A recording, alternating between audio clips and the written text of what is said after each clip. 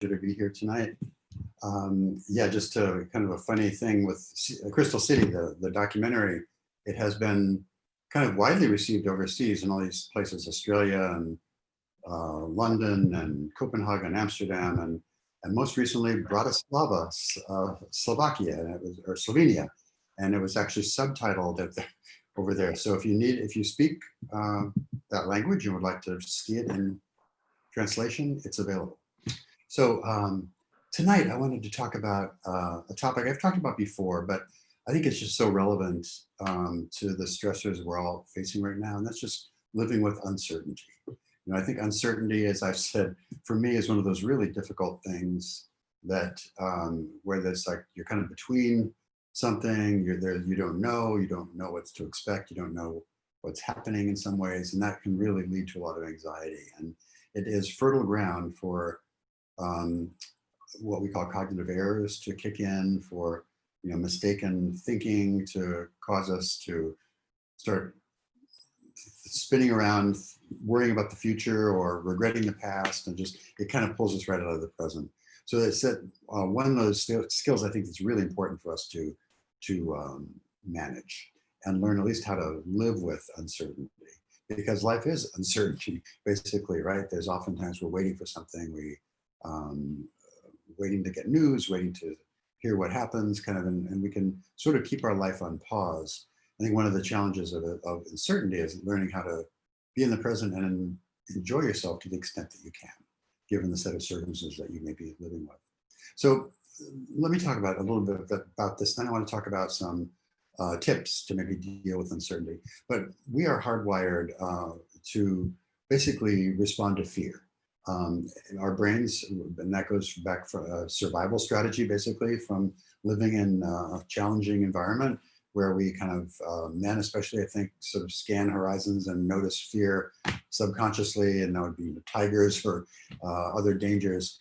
And so we still have that wiring in our head. And so we do respond very easily and very naturally to fear. And fear, I always distinguish between fear and anxiety. To me, fear is a very good thing.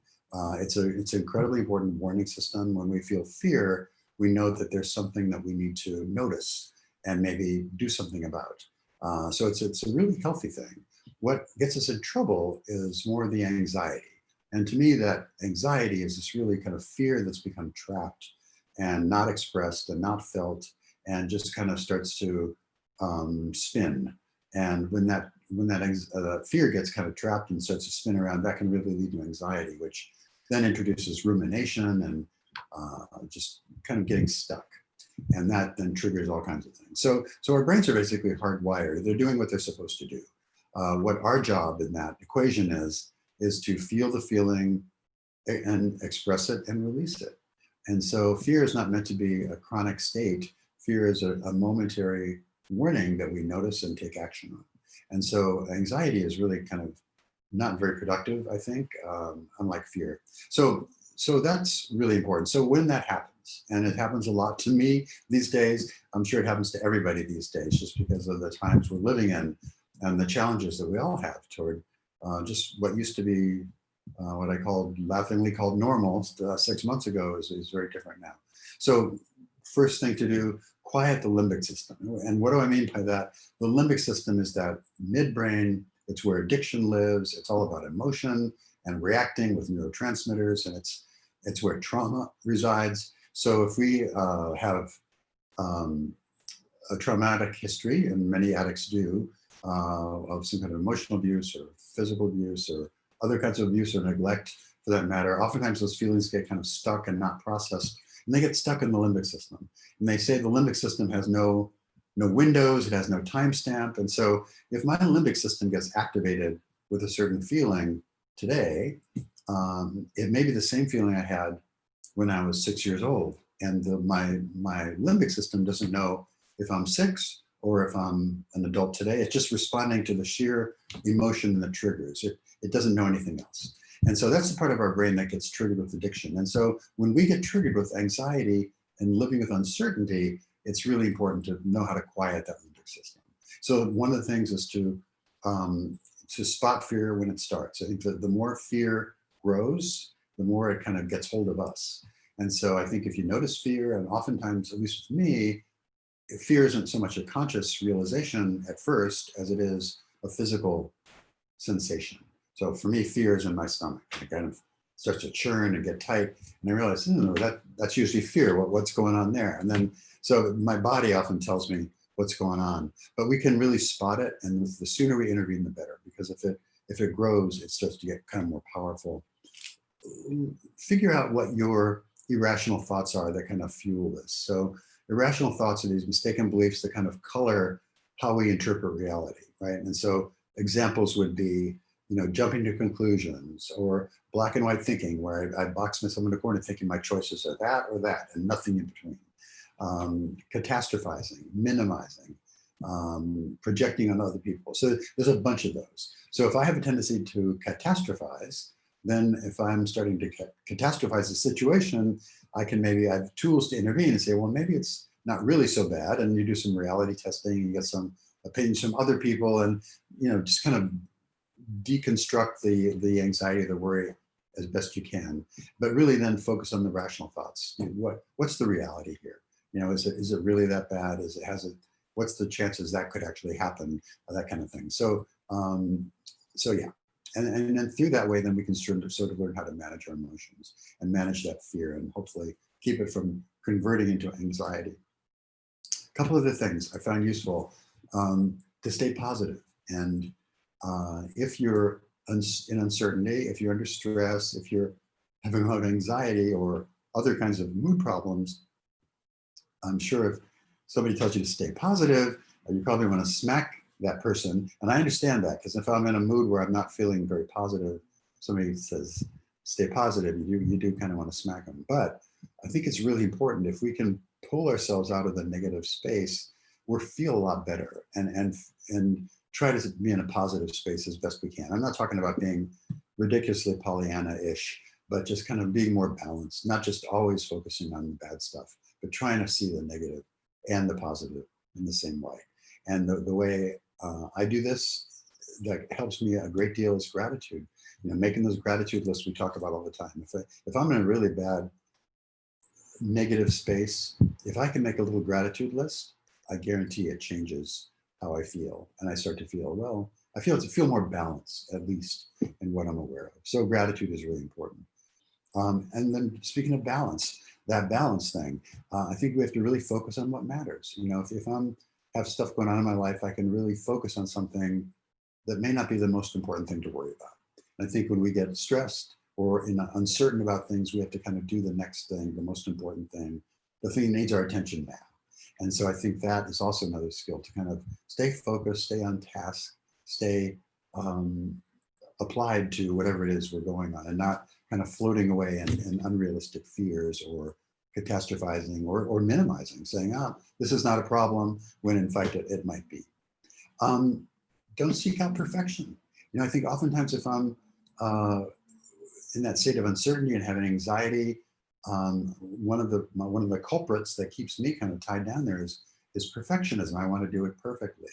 And I kind of get stubborn about that sometimes. And I think it's important to kind of just keep things moving. And maybe it's a little less than perfect, and maybe we can perfect as we go. But I think for me, perfectionism is kind of a way to avoid completion, avoid making something a reality. And then finally, I would say don't second guess yourself. When I'm in uncertainty, I really, no matter what is happening, uncertainty or not, I try to really discern, to really check in with myself and discern, okay, what's going on? What should I do? What is my inner knowing guiding me to do or say? And sometimes I can get in touch with that. Sometimes I don't. Sometimes it's a really strong confirmation. Sometimes it's not. But I think to the best of my ability, I do try to trust my gut on this. But that's with a big exception or proviso, and that would be if I'm in my addictive mindset, I don't think trusting my gut is necessarily a good idea, because my gut can tell me all kinds of things that aren't true. So I do try to discern what I think is right, what feels like an action of integrity to me, but I do check it out as well. because I know my mind can kind of deceive me a little bit. And so I get some reality testing from people in my life, especially before any kind of action or big action or decision, to kind of run past them what I'm feeling. And without exception, the feedback I get from people, trusted people, is immensely important. And also just their feedback of how they handle uncertainty, how they handle anxiety, is also very useful. And just simply the act of communicating and sharing this with another human being, even if they can't fix your problem, even if there's no solution, it's really helpful. So final thing, stay connected. You want to stay connected to each other and really help each other through this. And some of you, like me, my tendency when I'm feeling stress is to kind of withdraw, right? To isolate. And that's exactly the wrong, the wrong instinct. So I kind of try to do the opposite on that and reach out against my every cell in my body saying, go into your cave and hide. But I think it's really important at those moments to reach out and connect. So I think I'll stop there. Thank you, Scott, for that opportunity. Thank you, David. Yeah, this week more than ever, for a variety of reasons, uncertainty feels like it's right at the top of the list, and it's going to stay there probably for the next week for a lot of us. You know, and I'm not even just talking about the election. You know, there's you know, for me, I had a COVID test today because I'm sick. I don't have the results yet. You know, so I'm dealing with that, and there's my father is very ill, and we're dealing with that.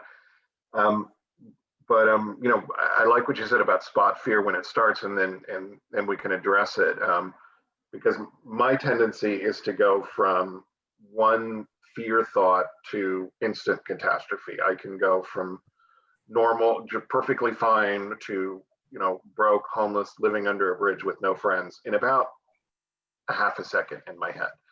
And when I recognize that, you know, I do a reality check, which you mentioned. I do a gratitude list, which you mentioned. You know, I reach out to others to stay connected, which you mentioned. There's a couple other things I do. One is the Serenity Prayer. For those who don't know the Serenity Prayer, God grant me the serenity to accept the things I cannot change. And then I pause and I think, okay, what is it that I cannot change right now, even as much as I want to? And then the courage to change the things I can, which is usually my attitude and my behavior, and that's about it. And the wisdom to know the difference. And that works for me. It's like, okay, the world is chaos. I can fix this and this, but not those 87 other things. So why do I keep focusing on those 87 other things instead of the two? And then the other thing, this goes back to my very first day of sobriety. Somebody, you know, I was like, how do I do this? And somebody said, when you're not sure what to do, just pause and do the next right thing. And then when you're done with that, pause again and figure out what the next right thing is. And that has served me well for, you know, almost 20 years now. So yeah, just the Serenity Prayer and just taking the next right step. And sometimes that just has to be enough. You know, there's 20 things on my to-do list today. I got about 6 of them done, but they were the big 6, you know, and that has to be enough today. And there's uncertainty with 10 of the other 14, and that has to be okay, because I can't control some of them. So anyway, great discussion, David. Thank you. Yeah, thank you. Great point. So ask us questions. Use the Q&A feature. We've got a couple in here already, so we're going to jump to these. But type them in at any time. You can also use the chat feature, but again, Q&A is preferable. So the first one here, my sex addicted husband of 14 years has been acting out for the past 3 years with cocaine and prostitutes. 3 years ago, when I found out about all of the girls, he moved cities and told me he wanted a divorce due to my sexual issues. We reconciled and moved back in together. Last December, I caught him cheating again, but this time with only one cokehead friend. He again said he needs to divorce me due to my sexual issues. This past February, we discovered he was a sex and drug addict, and he went to a CSAT and SAA for 6 months before quitting and telling me again he needs a divorce. He tried to tell me he was leaving me due to my sex issues, but I called his bluff and told him, you are the sex addict. Now he says he needs to leave me due to communication issues and other issues. It's very clear and obvious that he is leaving me because of his sexual issues, right? I keep falling back and think I am the issue when he tells me that I am. Thank you. So that was more a statement than a question, but you have any thoughts about that, David? Yeah, I do. And I think, your husband is really displaying a whole lot of characteristics of a real sex addict, right? And including not just the chemsex piece with cocaine and sex, but just the gaslighting and the projecting and the denial and the deflecting and all of that. So I think, and it's a classic kind of lame move, frankly, but it happens a lot, where the husband or the addict will blame the partner. If only you would ... then I wouldn't have to do this, and have more sex or lose 10 pounds or whatever it is. That's not the issue, but that's what addicts will often try to point out that that's the issue. So when you're in this situation, I can see it with your text here. You start to question, like, what is up and what is down and what is real and what is not, and just because what you see with your lying eyes isn't what you're being told is happening, and so it just gets this whirlwind of kind of craziness. And so good for you for kind of keeping your bearings in this, for not getting lost in that fog of like doubt and just really being clear. And I think the move may be up to you now. What do you want? What's good for you? What's in it in this relationship for you? Why are you staying? And so just maybe do some to take control back of your life here, and not be reacting to his projections or his whatever he's doing. So I think, yeah, just you sound like you're very observant, and you've certainly stuck in there. But I think you're classic. Your experience is classic for that gaslighting, maneuvering stuff, and it's just not working anymore. And just to clarify, if people aren't familiar with the term, gaslighting is, let's say David and I are in a relationship and I'm cheating, and I just repeatedly lie to him about things that are obvious to the point where, and insist that my lies are true to the point where he begins to question his reality. Well, I saw lipstick on your collar. And I say, no, it's marinara sauce. And he says, no, it's lipstick. And I say, no, it's marinara sauce. And eventually I'll wear him down and he'll start to believe it's marinara sauce. Now, David's a really intelligent guy, and his friends might say, David, how can you believe that? But the reason it works is because my lies started really small. Oh, I'm sorry, I showed up late, 2 hours late from work today. I was working on a big project and I lost track of time. That's an easy lie to believe, because David's sitting there at home. He's the homemaker, and I'm doing this for us. And David is not a homemaker, clearly, although he has a lovely home. But Yeah, I am. You want to believe. You want to believe your husband's what he tells you, because he's your husband. You love him. You trust him. And then the lies just slowly escalate. The metaphor we use is putting a frog, which is a cold-blooded animal, into a pot of warm water, and then turning the heat on low.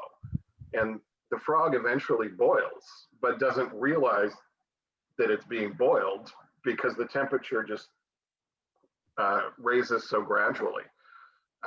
So that's what gaslighting is. Your sanity just the heat gets turned up just gradually until you've boiled your brain, basically. And it's very hard for betrayed partners to back away from that and learn to trust their gut. So then that was why I wanted to explain that. I wanted to ask David, are there any tips for betrayed partners who've been gaslighted, gaslit, whatever it is, to learn how to trust themselves again? Yeah, I think it takes, at least in the beginning, I think it takes some external validation of what you think is true. So that's where support for partners is really important, for them having their own support, where you can kind of run these situations by you and get confirmation from other people who understand this phenomena, what's happening. So I think that helps. And then I think that you kind of relearn to trust your gut again and your intuition. I think all along, we have a lot of intuition about these things. And I think it's just, we kind of, it comes down to really starting to pay attention to that again. I think just to survive mentally, sometimes we kind of tune out our intuition and kind of detach from it because it's too confusing. But I think we have to really kind of re-engage with it. And a lot of the skills I spoke about for living with uncertainty are really good. Checking in with yourself, making sure that you're not catastrophizing or minimizing, or if I, do see a spot of marinara on Scott's shirt, not, making sure it is, and maybe it is marinara, and I've gone crazy, ripping up all his clothes and throwing them out in the street or something. But so check and not make sure that I'm not catastrophizing or minimizing. But for the most part, the partners are observing and they learn to tune it out, not to trust their own input. And I think that's we have to kind of reclaim that if you're a partner, to kind of really learn to trust yourself again. And that takes help, takes outside help. Yeah, definitely reality checking. One of the things you talked about with dealing with uncertainty, reality checking is so important. And it's important for the addict too, because addicts live in denial and we believe the lies that are coming out of our mouth. We have to convince ourselves first before we can convince you. Now, sometimes we know we're flat out lying, but a lot of our denial, we convince ourselves that our lies are true, and then we foist them onto the partner, which is just really not fair. Editorializing for me. I heard to get my partner to inpatient, I need to threaten him. Is this true? He definitely does not want to go. I have noticed that when I mention telling his mom and friend about his sex and drug addiction, he goes absolutely insane. Is it wrong to threaten him that I will tell people if he does not go? I'm the only one who knows and the burden is insane. Great question. I'm laughing, because do I have to threaten him to get him to go? Because sometimes that happens and sometimes that's what it takes. But I'm going to let David answer this question. Yeah, so I think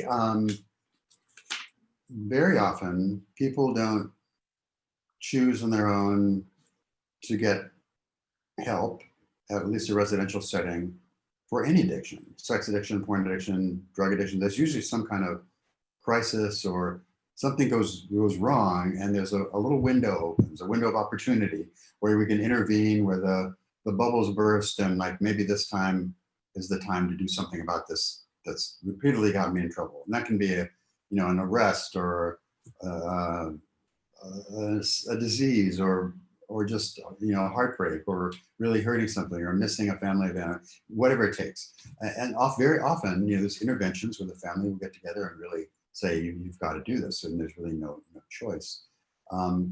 That said, I think we have to be careful, because really one of the core issues of sex addiction is shame. And I don't think it's healthy to use the idea of shame as kind of a bludgeon to force someone into treatment. The shame and humiliation of telling your mom or telling your sister, or and that does happen. But I think that isn't as productive a strategy. I think what's more important is boundaries, clear boundaries. Like, if this continues, I'm leaving. Or if you don't change and do X, Y, Z, these are the consequences. Boom, boom, boom, and really be able to stick to those boundaries. And in that sense, okay, this is where my my boundary is. This is what I'm not going to put up with anymore. And it's up to them then. They have a choice. And sometimes that pressure with being, with losing their job, losing their family, losing a marriage, that often is enough to do it. So yeah, I think, does it take pressure sometimes? Yeah. And there's actually interesting studies for drug addiction, where the people that are mandated to treatment programs, meaning court ordered, have basically the same outcome as people who voluntarily go. So it's kind of, however you get there, if you can get in treatment and get engaged in it, then you can get recovery. So it's not necessarily a bad thing to be forced into treatment, but I would be careful about the shame piece. and just really try to go with a boundary piece. Scott, I'd be curious about your info too. Yeah. By the way, ask us questions, everybody. We've got a smaller than usual group, so get your questions in. So we should be able to get everything today. I was going to ask if there's any research looking at why people enter treatment and does that impact the outcome. And in my experience, it is that it doesn't. Once people get in the door of treatment, they either walk out right away because or they stay there and they learn something. Hopefully they learn enough that they can leave and become sober and live a better life. But ultimately, it is up to the addict about whether he wants to get better or not. Yeah, you used him, so that we're talking about a guy here, but you can threaten me to doomsday, you can mandate me into treatment. If I don't want to make changes, and if the treatment center can't break through my denial about how bad and problematic my addiction is, then I'm not going to make changes. Or I might make some surface changes so that, I went to treatment and I made surface changes. It took me another 2 years before I realized, oh, those people in the treatment center were right. I need to do this stuff. But I made surface changes, to get people talking to me and to keep my job and to stay out of jail and, things like that. It was only when, it was my decision. I just realized one day I was at a bar relapsing on alcohol, which wasn't even my primary addiction. And I had the drink in my hand, and it just occurred to me that none of this is working, and I'm completely losing control of my life again. And this is going to get really ugly really quickly. And I put the drink down and I left and I went to a meeting. And that's my sobriety date. I did it for me. I did it because I wanted to live a better life. And, I'm getting off topic here, but I've never regretted going into treatment, because the moment I decided I want to live a different, better life, I knew what to do. Because I had been in treatment, I had been to enough meetings at that point, I knew what to do. And suddenly it was very easy once I made the decision. So I'm glad that I went to treatment, because my therapist threatened to fire me if I didn't go to treatment. Apparently I was a difficult client, but yeah, but I learned what I needed to learn. I just didn't put it into practice right away. But yeah. And there are some people, like the big book talks about, there are such unfortunates, right? People that for whatever reason don't get it. I think we see it more with substance addictions, just because they're more lethal. But yeah, I've over the course of working for 30 years in this field, I've seen, I'm sorry to say, lots of people who, for whatever reason, couldn't bring themselves to make the changes Scott was just talking about. That even if they had those insights, they couldn't enact it, and they died for the most part. Yeah, and by the way, people die from sex addiction too. Often in conjunction with substance abuse, but some STDs can be fatal, and suicide. But was this one? I just wanted to reiterate. Threatening to tell his mom and his friend. I don't know that that's such a great idea. I like what David said about setting boundaries, which are about you and what you're willing to put up with. And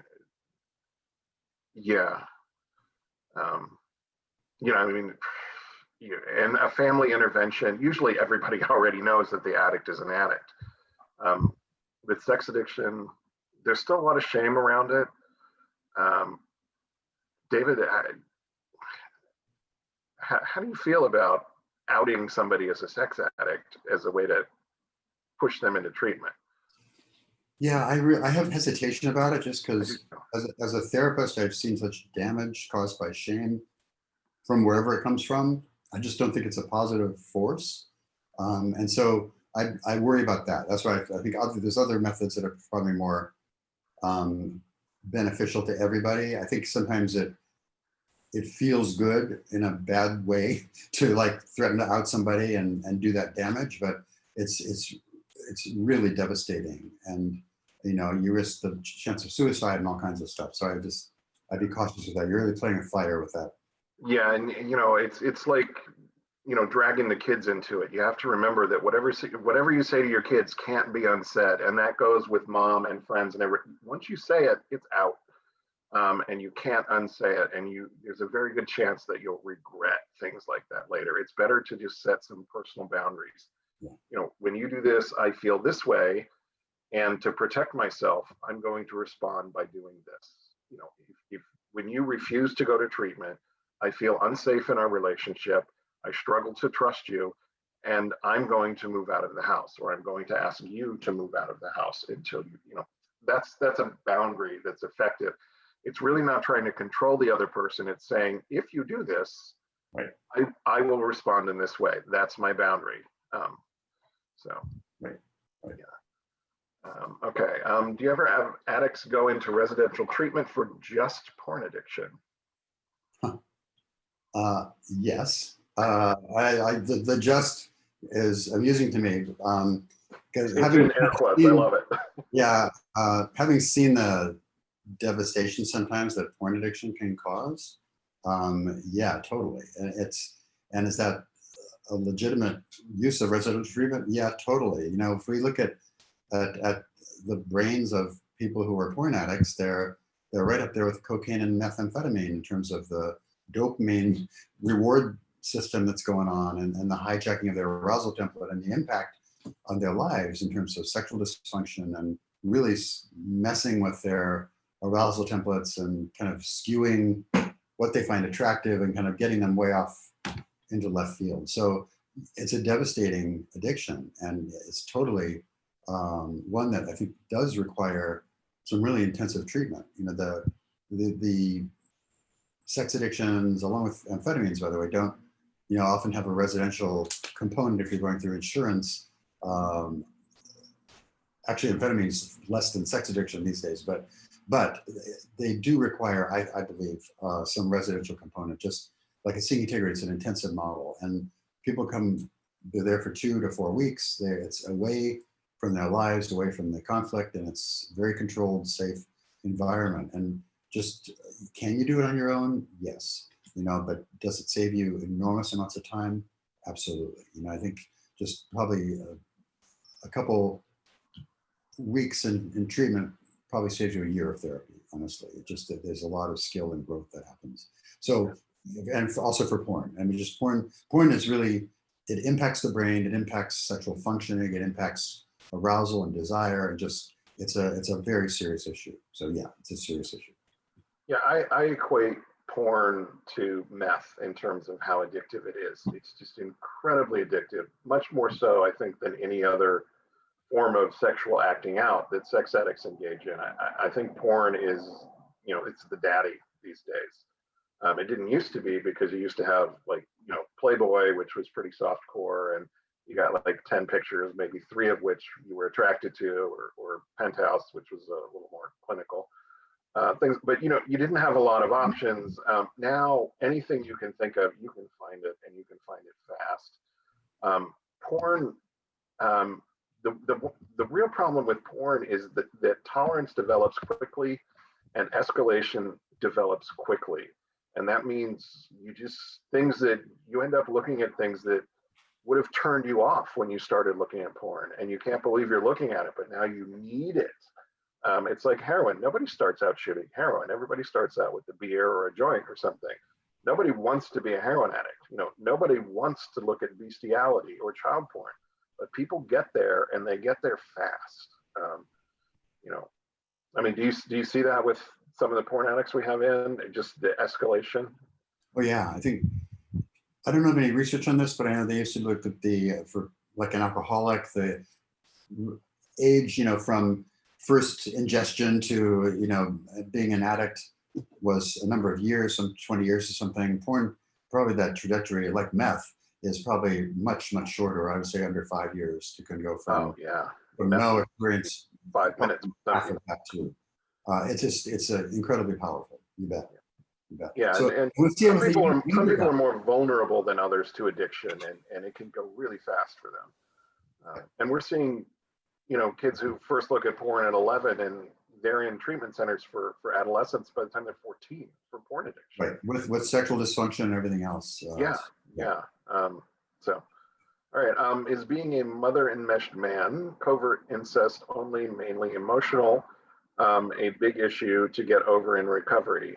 Yes. A lot of the girls in my betrayed spouses groups who have the more enmeshed spouses seem to be the worst ones. I'm not sure if we're talking about the women or the men being the worst ones, but let's deal with enmeshment and covert incest and sex addiction.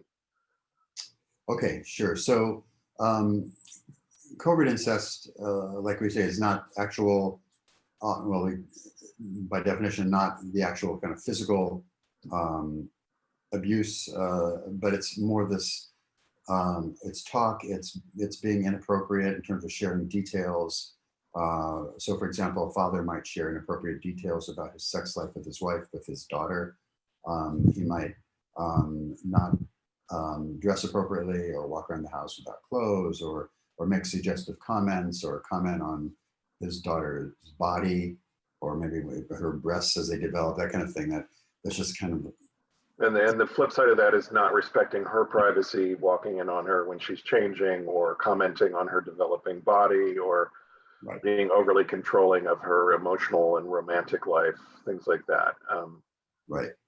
And so I think when there's a history of that, unlike actual outright kind of abuse, which sometimes is a little bit more clear cut, and you can sort of point to something and there was an act, there was behavior. Covert incest can be often more subtle and confusing, I think.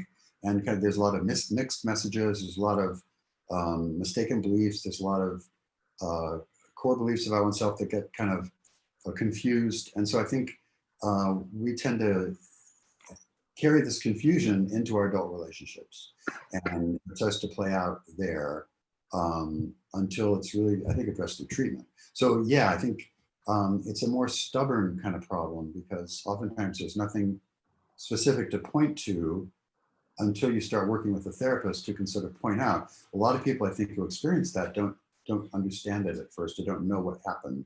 And then once it's clear, they can start to see the patterns and see maybe how it impacted their adult relationships. So I think, yeah, I think it does impact in a very serious way.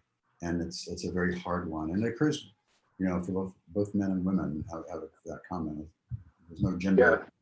Yeah, when I first entered recovery, I was told to read a couple of books, one of which was a book called Silently Seduced by Ken Adams. And it's about covert incest. He has kind of changed his terminology to emotional incest, and I wish he wouldn't. Or an enmeshment. I wish he wouldn't, because there is a sexualized element. There's no touching per se, but there's a lot of boundary crossing. And part of it is to be shaming about sex to the child. So the child develops negative core beliefs around sex. But it's incestuous, and the term that Ken uses is icky. It feels icky. And I can tell you that my relationship with my mother, especially during my teen years, felt really icky.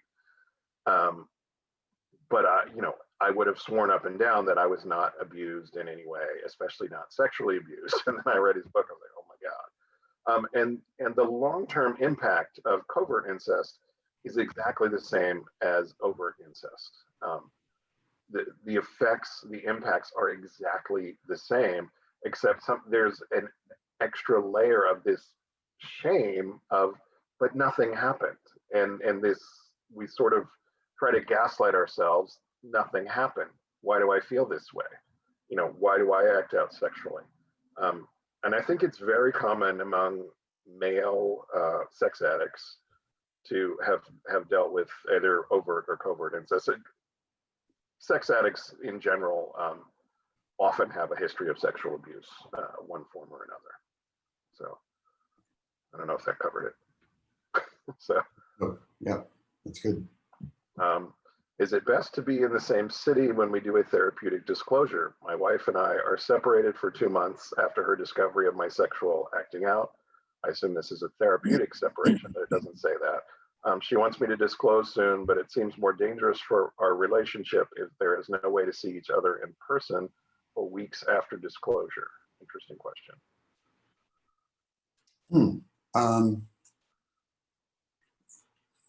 Yeah, that's tricky. I mean, ideally, a disclosure happens with the addict and the partner and each of their therapists in the same space, in the same And room. sometimes a couples therapist there too. Sometimes And there's yeah, a sometimes third a third therapist. therapist, a couples therapist. And I think it's a very formal process, as you probably know, and it takes a lot of planning, a lot of back and forth, and it's a very the disclosure process really culminates in this act that where you're all together. And I think I don't know of one where it's happened separately. I'm sure in this age of COVID, it's probably has happened. I don't know of any research or literature on the effectiveness of that, or the danger. There are opportunities during a disclosure process to, ask questions, and there's some back and forth.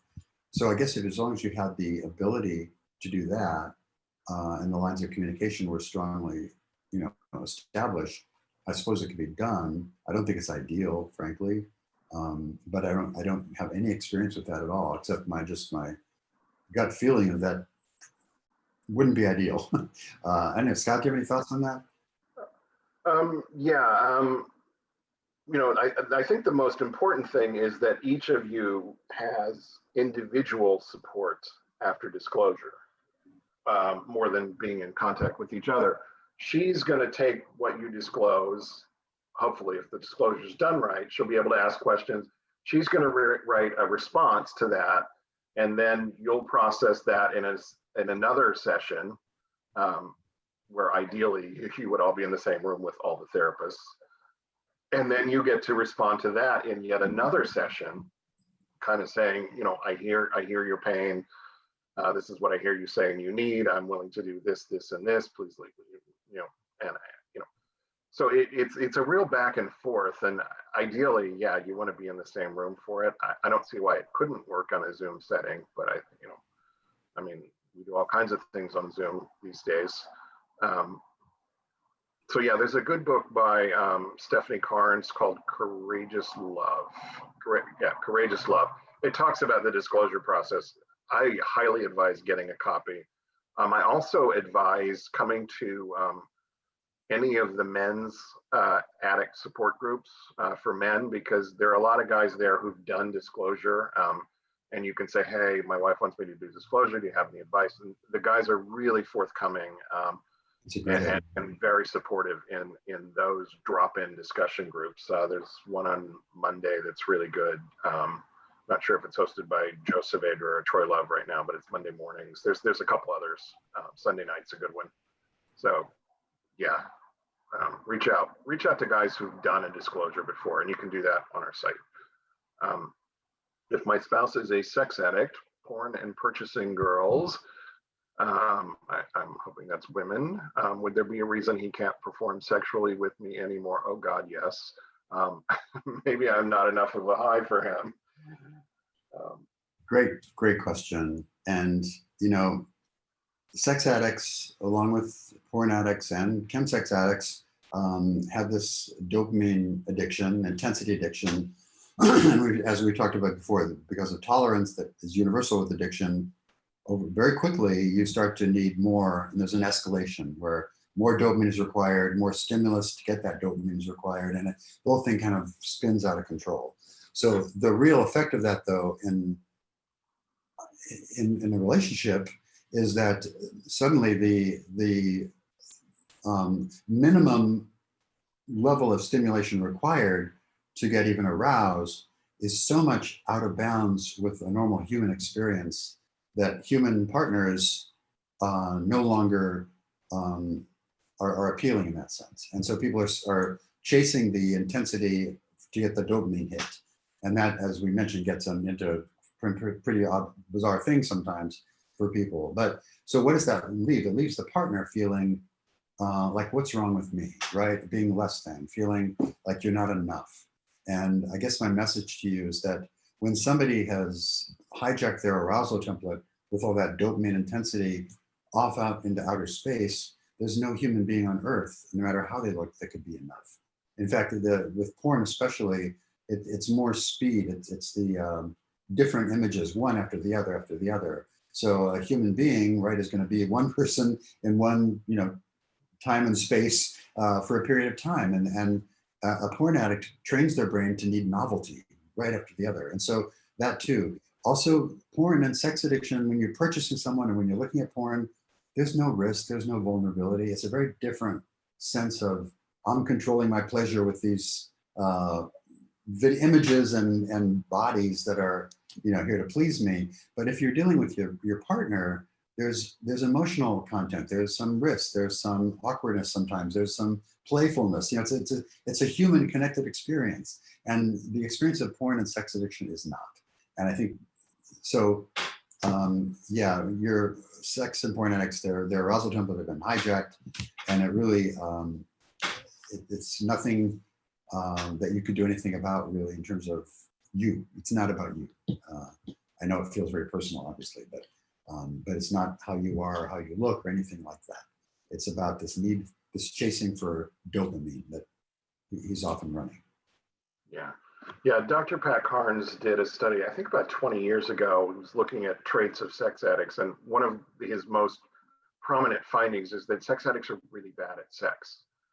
And it's because of the addiction and what it does to the brain. It has nothing to do with you. I just want to reiterate what David said, nothing to do with you. And with porn addiction, it's even worse. Erectile dysfunction, 17-year-old kids have erectile dysfunction because they're looking at too much porn. I mean, 17-year-old boys with erectile dysfunction because of porn. So, it's crazy. I just put in the chat feature, Dr. Rob Weiss just did an article for Psychology Today about classical conditioning, operant conditioning, and porn.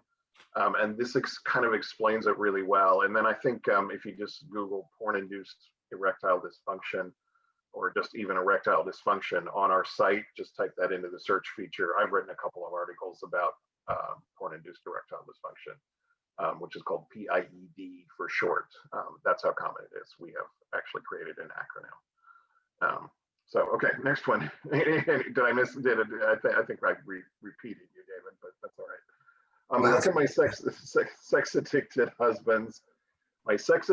husband's mother's mental illness and hospitalizations when he was born, and continued hospitalizations over the years, combined with being separated from her from ages 8 to 11 and living with a stereotypical wicked stepmother who told him he was worthless and demeaned him, cause him to be an out of control porn addict? Well, you just gave the recipe for addiction there.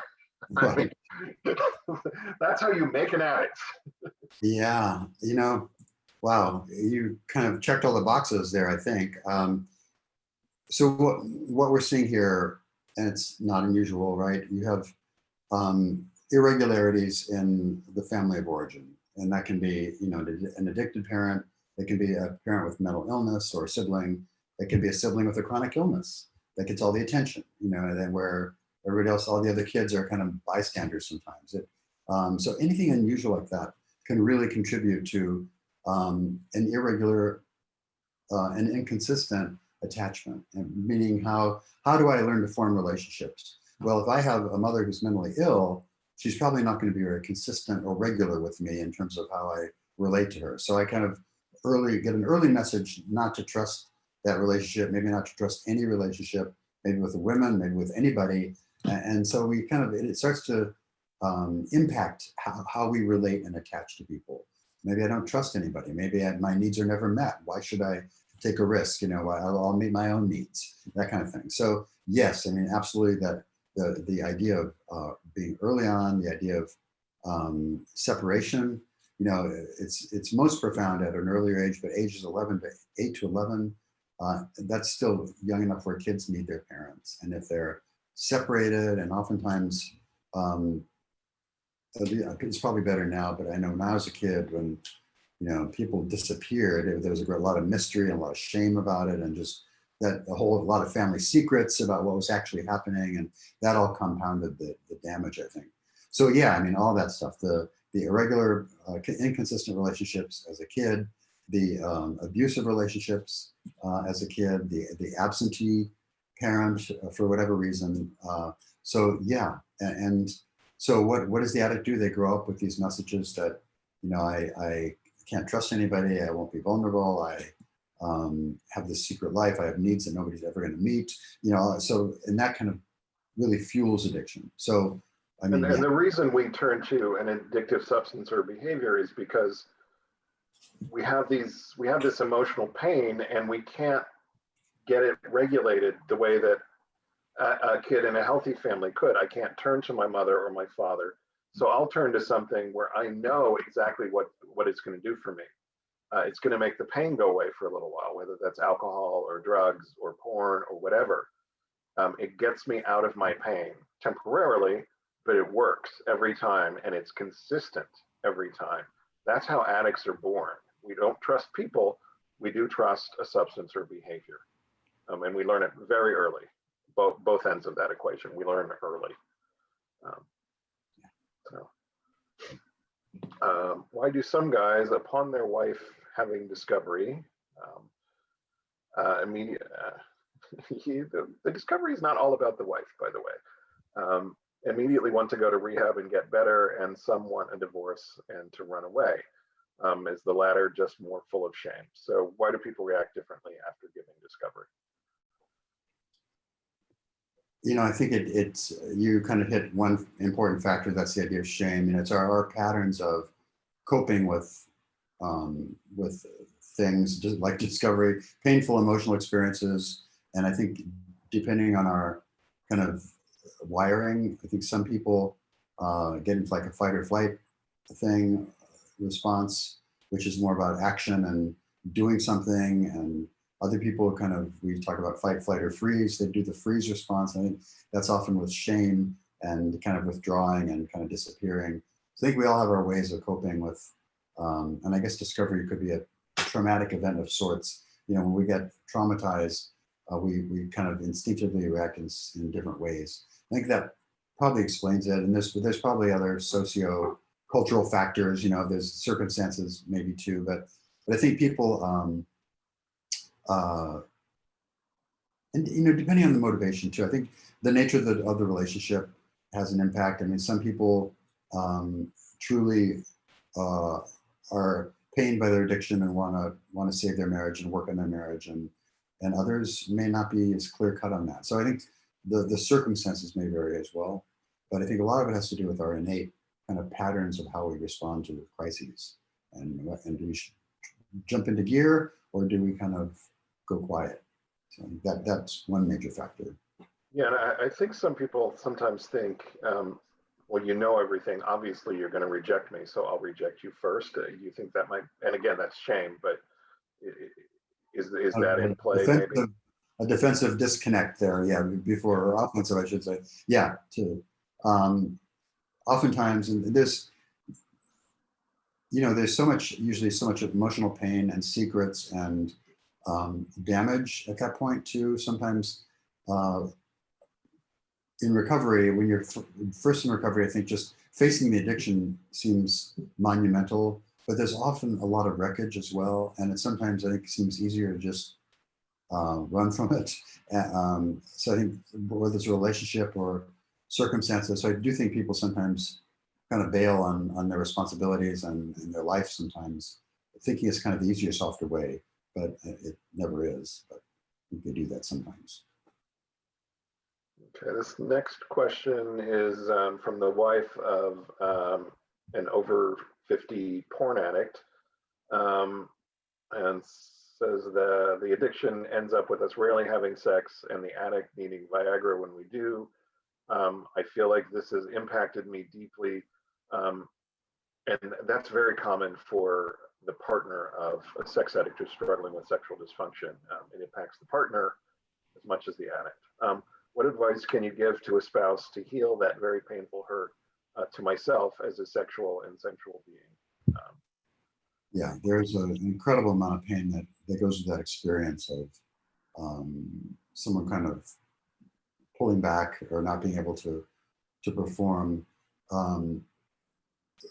And it's really a function of the disease and progression of the addiction itself and the impact that has, as we've mentioned, on the arousal template, and that impact then on sexual functioning. So again, it's something that it's a process that's going on with your husband. The impact, of course, is great on you. So I think for a while, it sometimes requires pulling back to maybe setting a boundary of having, not having sex for a while you get support of your own, and maybe you can get some insight into that. There's different kinds of experiences with massage and working on body image and just things, I think, to kind of reintegrate yourself back into your body. Yoga is a wonderful way to do that. Breathing is a wonderful way to do that, just to kind of get back in your body. Because I think when that happens to someone, they kind of pull back and almost go into kind of a shock. They dissociate a little bit. I think they disconnect from their body.